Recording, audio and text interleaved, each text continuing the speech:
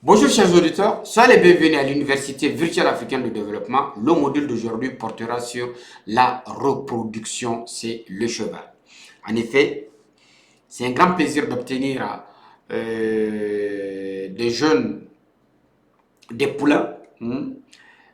Tout éleveur de cheval souhaiterait voir un jour sa jument mettre un beau poulain bien vivace, bien vigoureux, issu d'un descendant prisé ayant des performances exceptionnelles.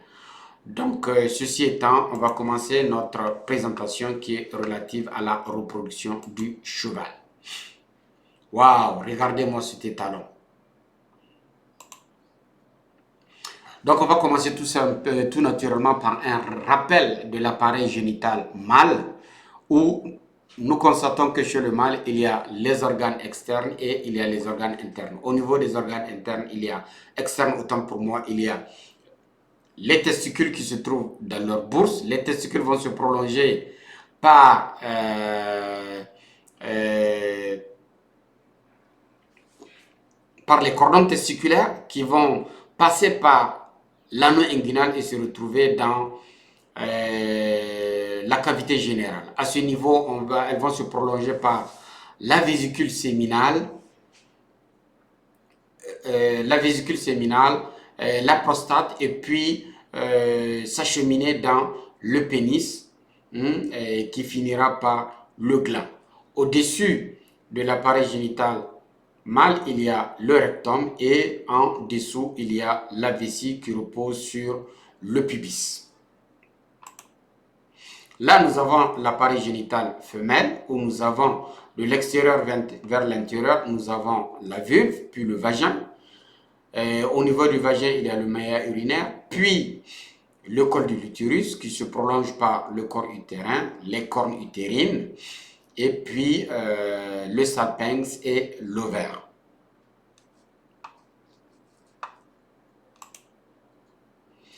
Il faut dire que le cycle de vie du cheval comprend les étapes suivantes. 1.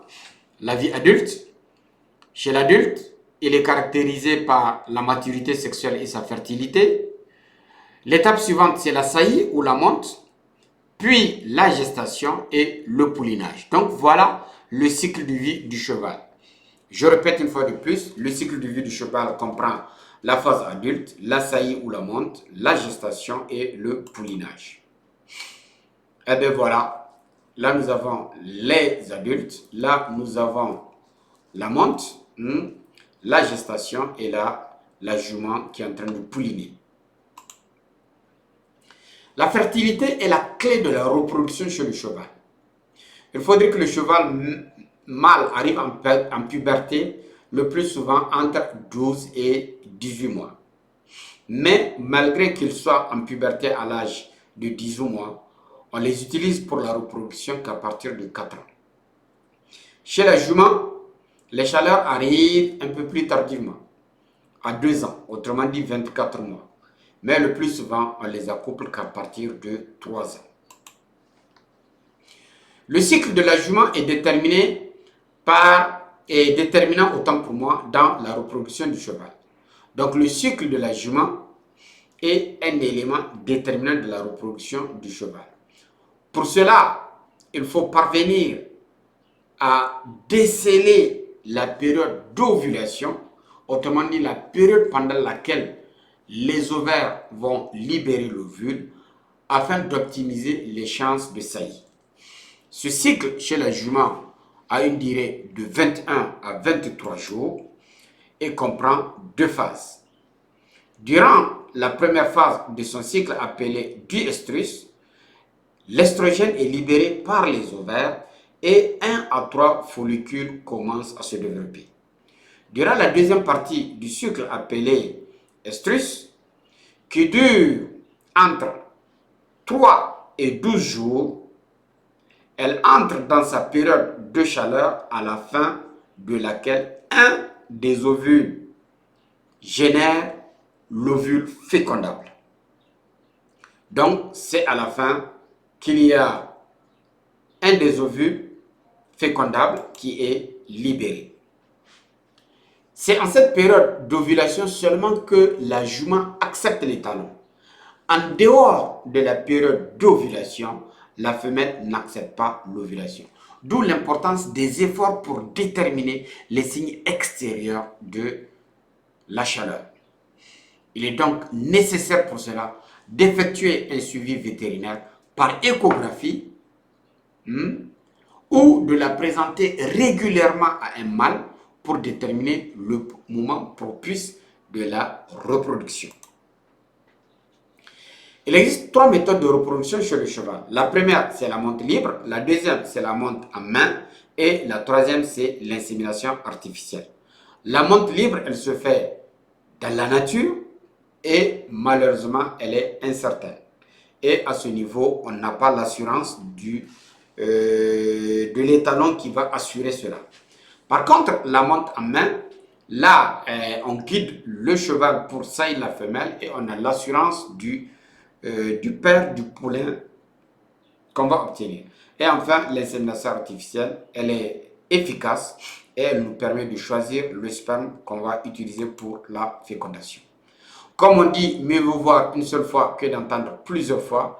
Là, nous avons une jument qui est en train d'être chevauchée par un étalon et nous constatons qu'elle s'immobilise, ce qui suppose que oui, elle est en chaleur. Là, c'est une monte à main.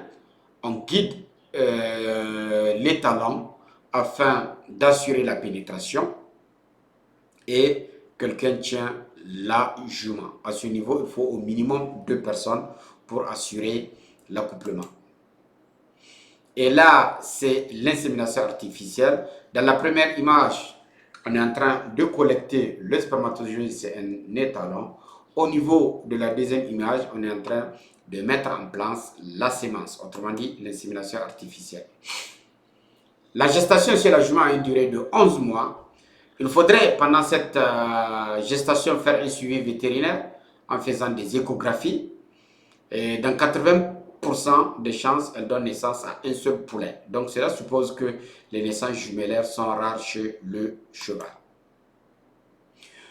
Pour ce qui est du poulinage, autrement dit de la mise bas, normalement la jument pouline debout, même s'il peut y arriver qu'elle s'allonge pour le faire. Le processus dure entre 5 et 20 minutes. Une fois que le poulet est expulsé, la jument va rompre le cordon ombilical en le mordant et puis elle va commencer à lécher son poulet.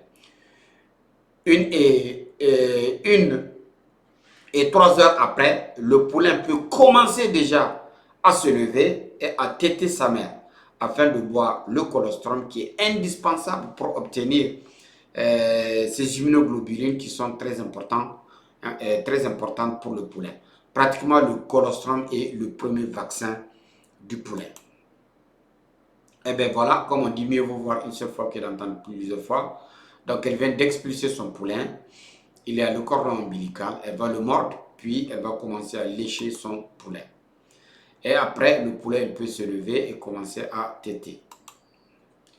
Donc, mesdames et messieurs, voilà ce que j'ai bien voulu partager avec vous dans le cadre de ce module qui est relatif à la reproduction chez le cheval et j'ai la ferme conviction que vous en ferez un bon usage.